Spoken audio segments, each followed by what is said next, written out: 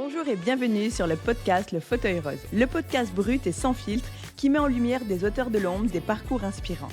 Aujourd'hui, on accueille tout de suite notre invité du jour. Bonjour et bienvenue sur Le Fauteuil Rose. Aujourd'hui, j'accueille Julien qui a écrit un livre et tout de suite, il va nous expliquer son parcours. Julien, bonjour et bienvenue à toi.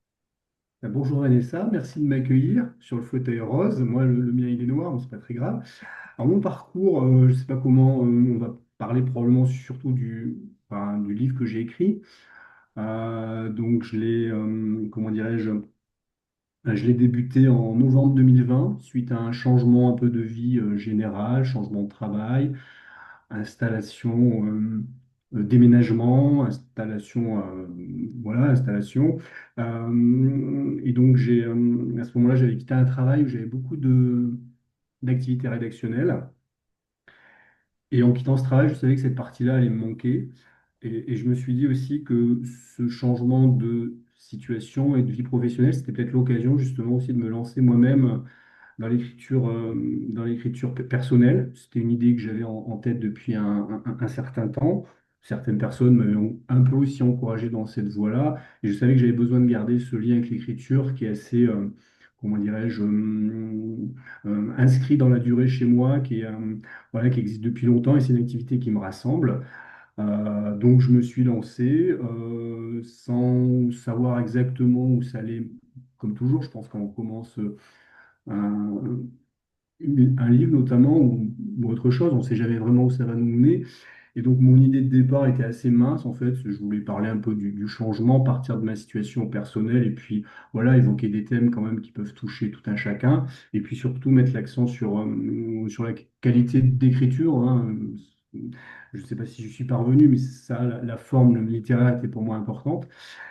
Et donc, cette idée de départ qui était assez maigre, en fait, eh ben, elle m'a amené sur un autre chemin, puis elle m'a amené à retracer en fait un parcours depuis les débuts et montrer que les débuts ont quand même une influence évidemment sur ce qu'on devient, sur notre parcours, sur notre trajectoire.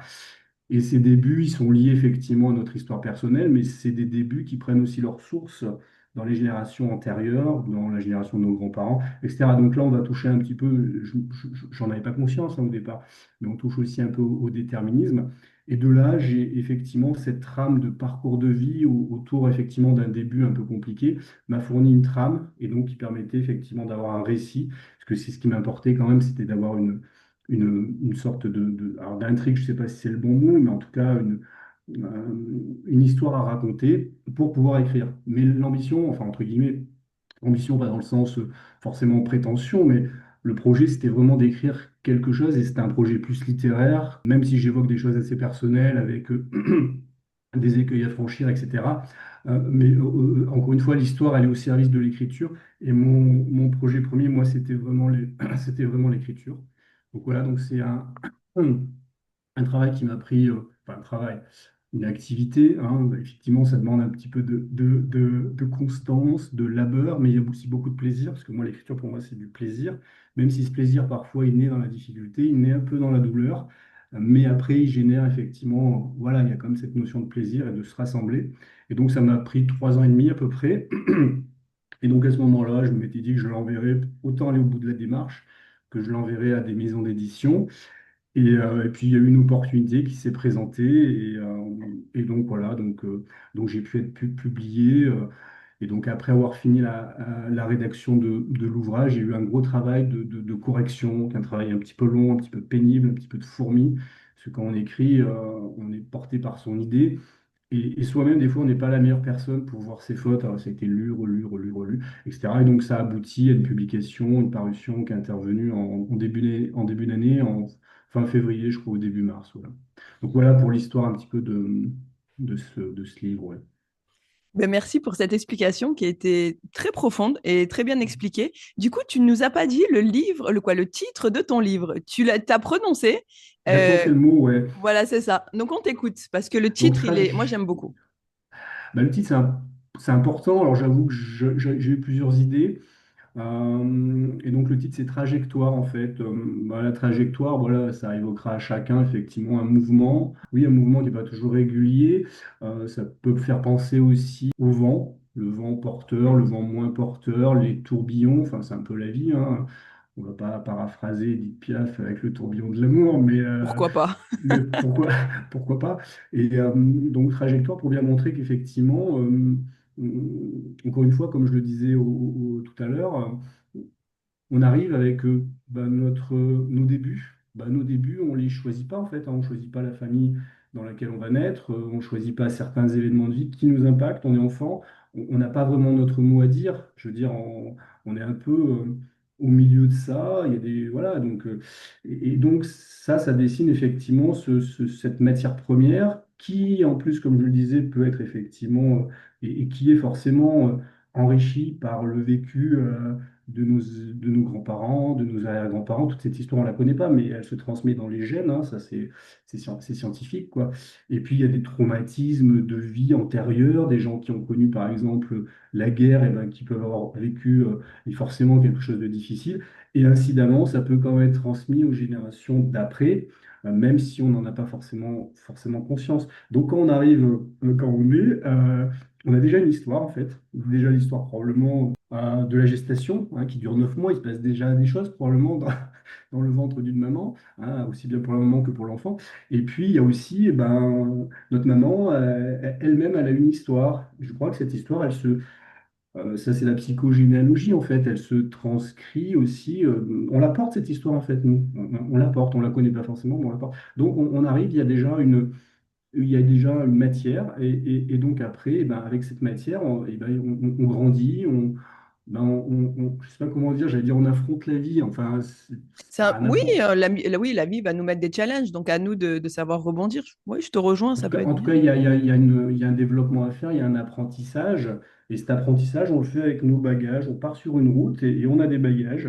Et des bagages qui sont lourds, qui sont légers, mais il y a des choses aussi, enfin, je veux dire, c'est pas.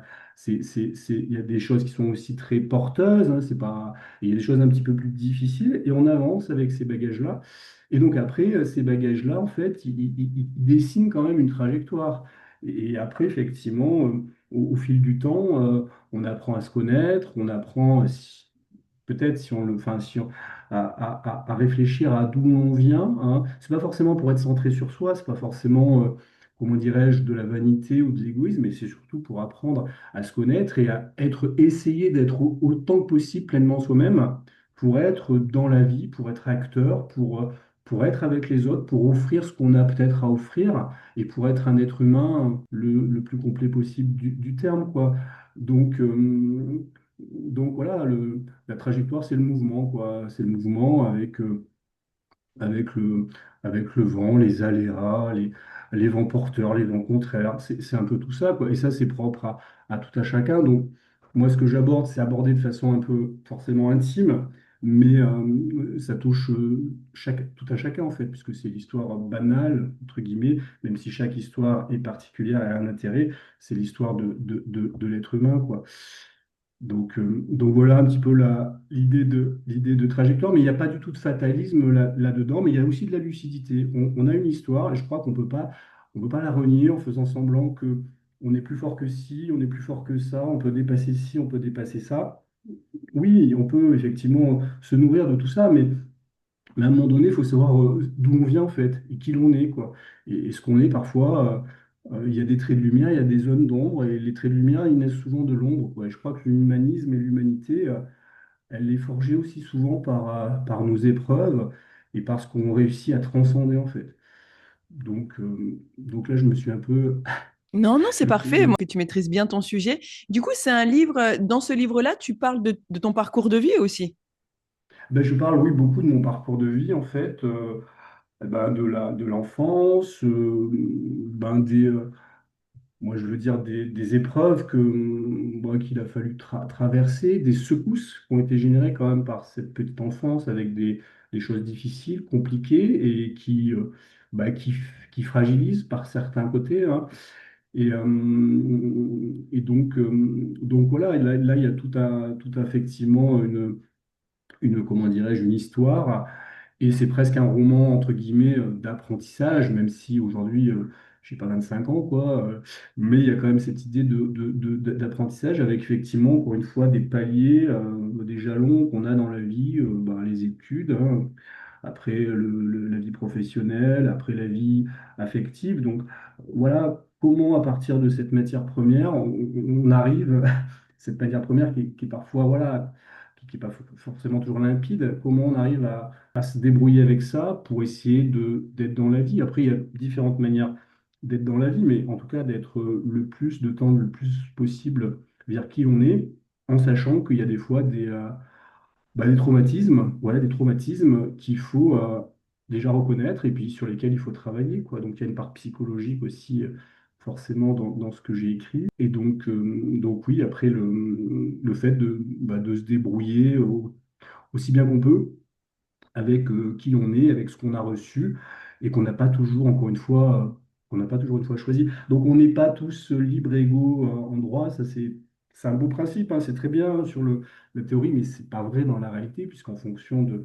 encore une fois, je veux dire, je pense que si on est en Afrique, enfin je ne veux pas non plus tomber dans la caricature, mais si on est en Afrique ou en Occident, déjà on n'a pas tout à fait le même parcours, quoi, les mêmes conditions de vie. Je ne dis pas que l'un est meilleur que l'autre, parce que je suis persuadé qu'il y a du bon à apprendre dans les deux, hein. C'est pas ce que je signifie, mais voilà, ça renvoie, et ça, je l'ai, enfin, je peux mettre ces mots-là, parce que voilà, je révise le programme de français au lycée, puisque je vais reprendre du soutien scolaire, et donc ça touche au déterminisme, au naturalisme, hein, sachant que voilà, on est le fruit d'une histoire, et donc cette histoire, on vit avec, et on essaye on essaye je pense qu'il faut se l'approprier, quoi, parce qu'à mon avis, la fuite, c'est ce qu'il y a de pire. Il faut se l'approprier, puis essayer d'essayer d'en faire quelque chose le plus humainement satisfaisant, et qui nous permet, nous, effectivement, aussi de développer, de mettre en avant ce qu'on a à mettre en avant. Mais je crois que derrière les épreuves, ça peut forger aussi une grande sensibilité, un grand humanisme. Ça forge des vulnérabilités, mais l'être humain, de toute façon, il est fait pour être un peu cabossé. L'être humain, je veux dire, la vie, il y a des, voilà, c'est pas toujours tout Ah, de toute rose, façon, si c'est tout linéaire, c'est qu'on est rectiligne. mort. Donc la vie nous met des challenges et à nous de rebondir avec, hein. Quand c'est linéaire, c'est pas bon. Donc moi, Non, je de toute façon, partage. Ouais. la vie, on peut pas vivre effectivement on vit pas dans un château ni dans une caisse de verre.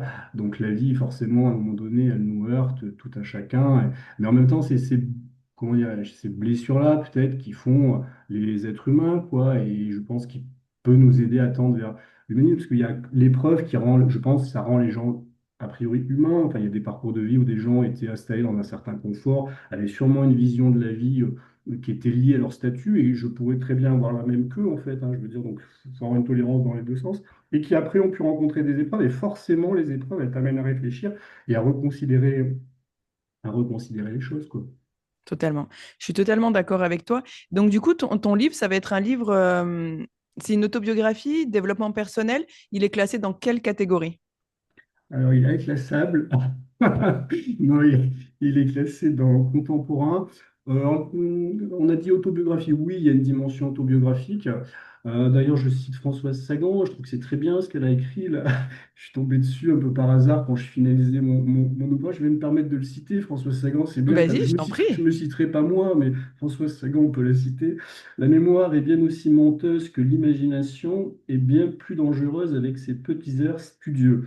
Donc moi, ce que je voulais dire, en fait, c'est que oui, il y a une dimension autobiographique, mais encore une fois, j'ai choisi une trame, j'ai choisi effectivement un axe, une colonne vertébrale de récit, et enfin, je veux dire, j'ai un peu focalisé là-dessus, peut-être parfois un peu à l'excès, ce qui fait qu'il y a certains autres aspects que j'ai mis de côté. Donc l'autobiographie, elle sélectionne des éléments, elle en met certains de côté.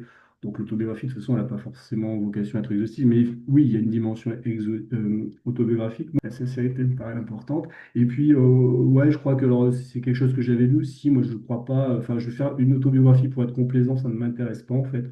Parce que moi, je ne suis pas là pour mettre en avant que des choses brillantes ou lumineuses, ou je ne sais pas quoi.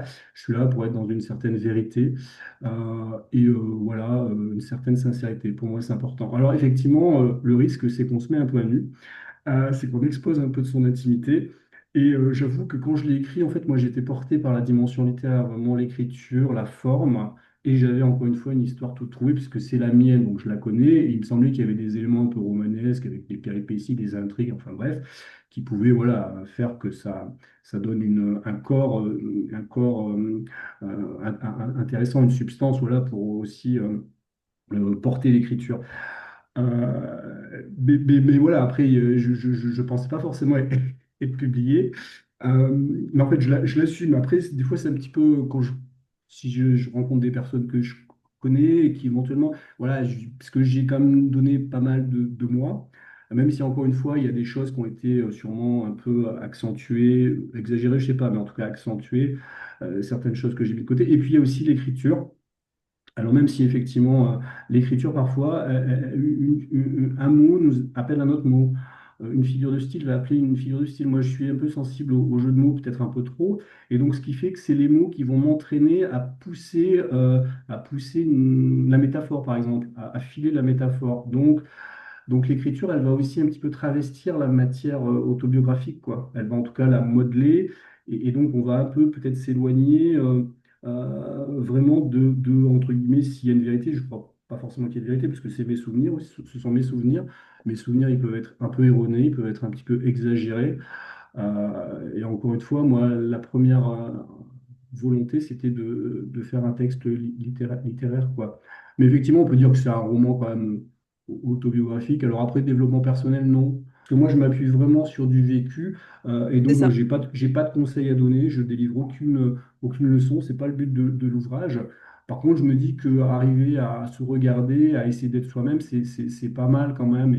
Et qu'à un moment donné, il faut peut-être aussi avoir la lucidité voilà, de savoir d'où on vient pour accepter qui l'on est. Et je trouve ça Oui. important, mais après, chacun se débrouille avec qui il est, avec sa vie, avec son parcours. Et là, franchement, c'est très personnel. Donc moi, je suis pas du tout, là, c'est pas du tout, le livre n'a pas du tout cette Mais vocation-là, du quoi. coup, quel intérêt pour les auditeurs qui nous écoutent d'acheter ton livre Bah, alors? au cas.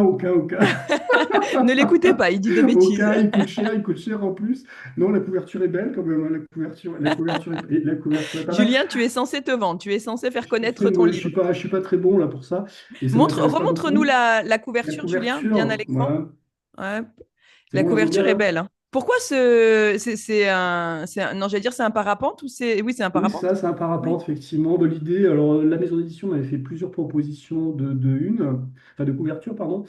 Et moi, j'avais cette idée en tête là, de quelqu'un qui affronte effectivement les éléments, hein, ou qui fait corps d'ailleurs, affronter qui fait corps, ou voilà, qui est pris par exemple dans un tourbillon, je ne sais pas comment dire, et qui navigue là-dedans, en fait, hein, qui navigue, qui essaye de se débrouiller avec de la couleur. C'est-à-dire le parapente, il a quand même de la couleur, et avec une idée d'humour, en fait, quoi, parce que là, Monte un peu le livre. il y a une Parfait. espèce de ventilateur qui doit produire un air contraire.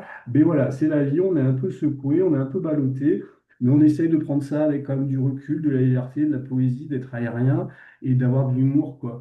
Donc l'intérêt de le lire, bon, j'espère que c'est pas trop mal écrit. En tout cas, moi, je me suis appliqué à ça. Alors, il y a des défauts d'écriture. Bon, c'est le premier, je sais pas s'il y Pour en moi, aura c'est pas des d'autres, mais défauts, c'est toi, c'est comme tu dis, c'est ton premier livre, donc c'est pas des défauts. mais après, il y a peut-être voilà, un excès, un moment il y a peut-être des excès de jeux de mots. Ça, c'est un petit péché mignon.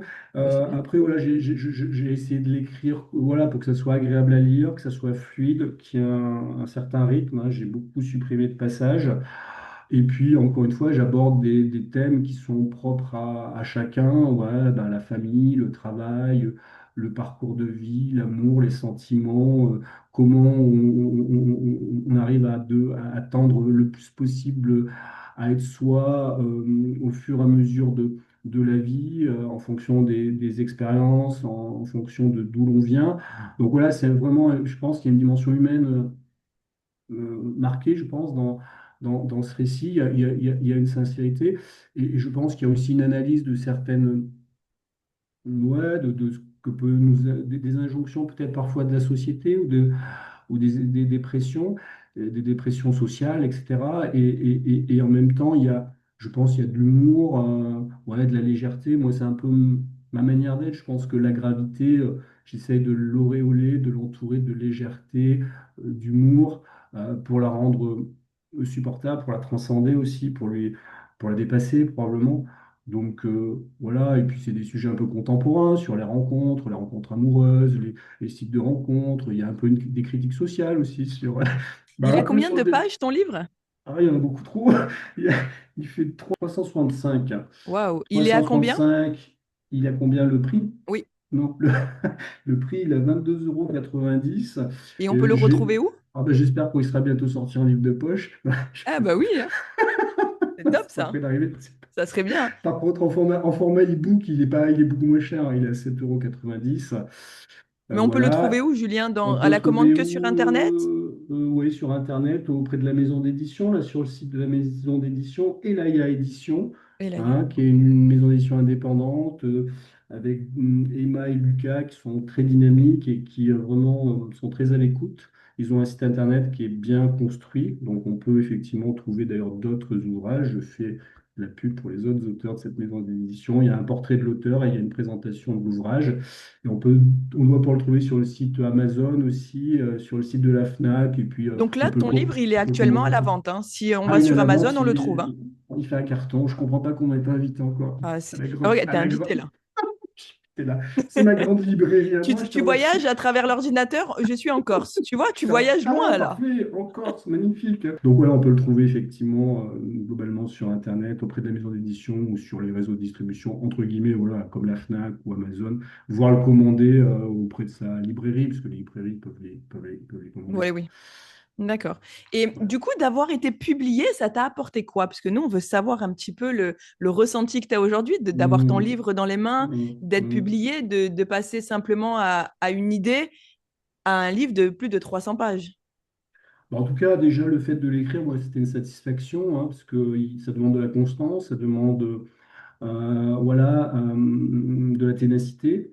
Je faisais ça, par contre, moi, voilà, je faisais ça en plus de mon travail, mais moi, ça complétait parfaitement le travail que j'avais à ce moment-là, puisque ça m'apportait une substance intellectuelle qui faisait Tu défaut dans travaillais mon dans travail. quoi? Nous, on veut savoir. On est Travaille curieux. j'étais dans le secteur sanitaire et social, donc beaucoup tourné autour du public, plutôt effectivement dans le relationnel, avec aussi une partie administrative, donc qui n'était pas forcément très stimulante sur le plan intellectuel. Et pendant 20 ans, moi, je travaillais sur des fonctions où il y avait justement cette part rédactionnelle, avec beaucoup d'espace d'expression, où il y avait justement cette stimulation intellectuelle. Donc, ça me manquait, hein. Puis l'écriture, moi, ça me permet de m'exprimer, de composer, d'exprimer aussi ma créativité, peut-être mon originalité. Pour moi, pouvoir s'exprimer de quelque manière que ce soit, c'est essentiel dans la vie, avoir un champ d'expression vraiment où on peut dire qui l'on est, où on peut révéler qui l'on est, où on peut exprimer sa sensibilité. Pour moi, c'est vraiment important. Donc, cette partie-là, j'avais plus de mal, effectivement, à la trouver dans mon travail.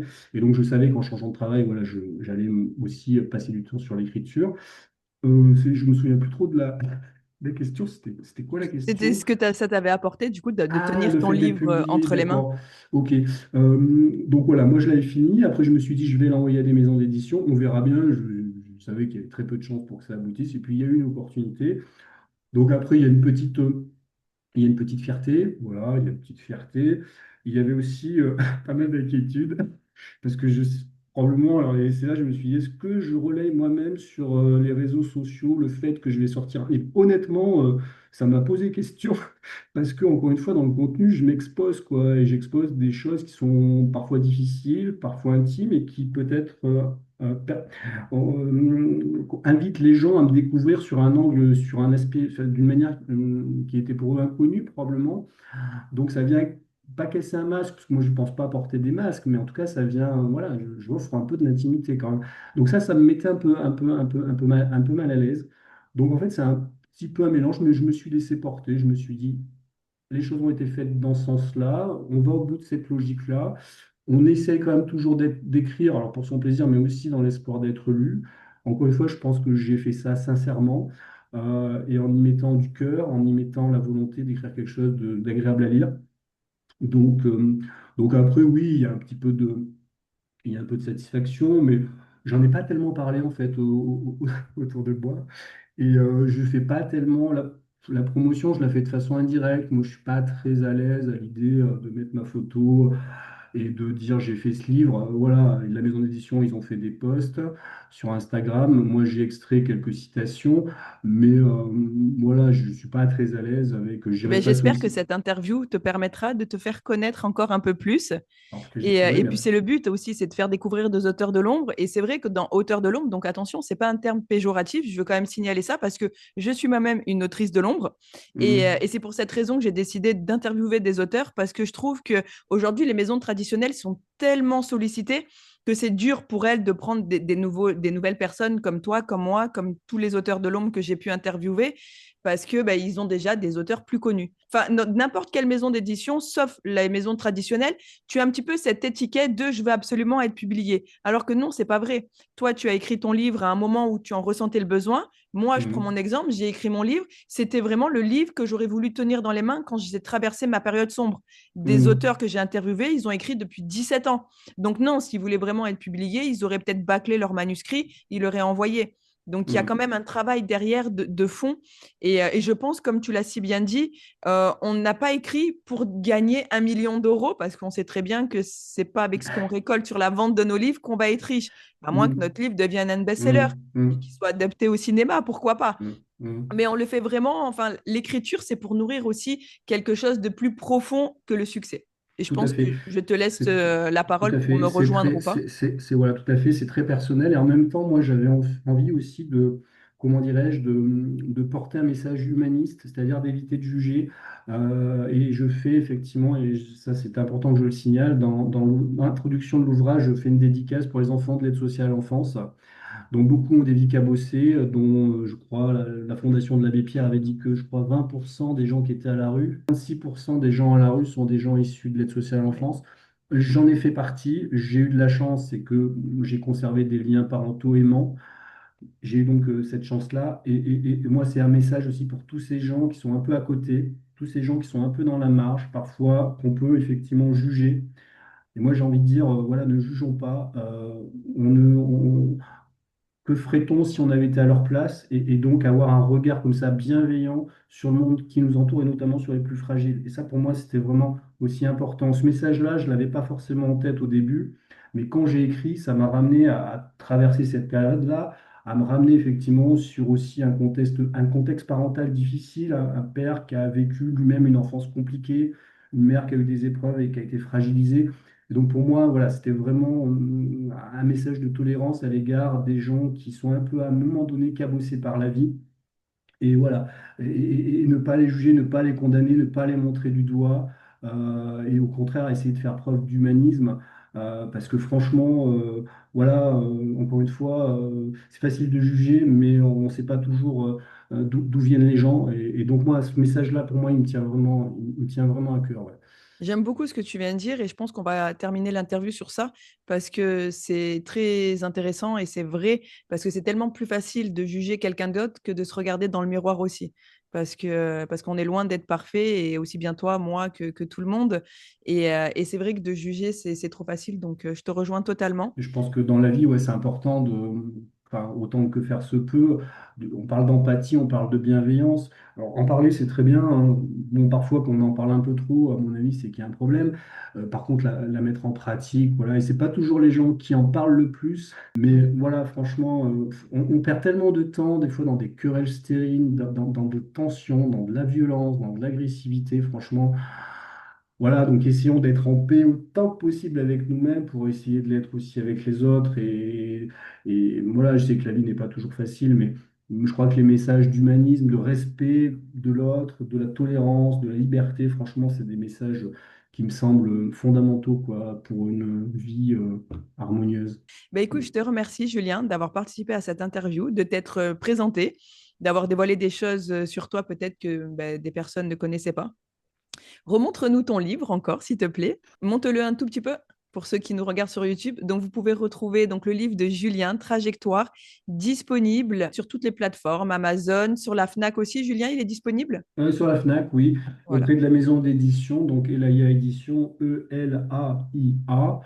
Donc voilà, on peut se le procurer pour ceux que ça intéresse, je pense, assez C'est une facilement. maison Ouais. traditionnelle ou c'est une maison... C'est une maison indépendante, en fait, qui est assez jeune, hein, qui entame sa deuxième année d'existence. c'est Emma et Lucas qui s'en occupent et qui sont très dynamiques, très à l'écoute et qui essayent de valoriser chaque projet. Mais tu n'as pas Et donné qui, d'argent pour financer ton livre? alors, c'était un contrat mixte, c'est-à-dire c'est à la fois un contrat d'auteur et un contrat à compte d'auteur et à compte d'éditeur. Donc, j'ai versé une petite somme, mais qui est relativement modeste par rapport à ce qui peut se pratiquer ailleurs. Et en échange, il y a un ensemble de prestations, dont la couverture, dont l'inscription à la BNF, dont l'impression d'un certain nombre d'ouvrages, dont la communication. Donc, franchement, il me semble que les prestations justifient assez bien ce D'accord. tarif-là. Et c'est une maison d'édition, et j'en profite d'ailleurs pour le dire peut-être à ceux ou celles qui vont nous écouter, que effectivement ils cherchent aussi des nouveaux auteurs. Donc n'hésitez pas à aller sur leur site et à voir effectivement si vous avez un projet d'écriture, si celui-ci il est avancé, peut-être que vous pouvez leur proposer votre manuscrit, parce qu'eux ils sont à la recherche de nouveaux auteurs entre guillemets, et donc ça peut les intéresser.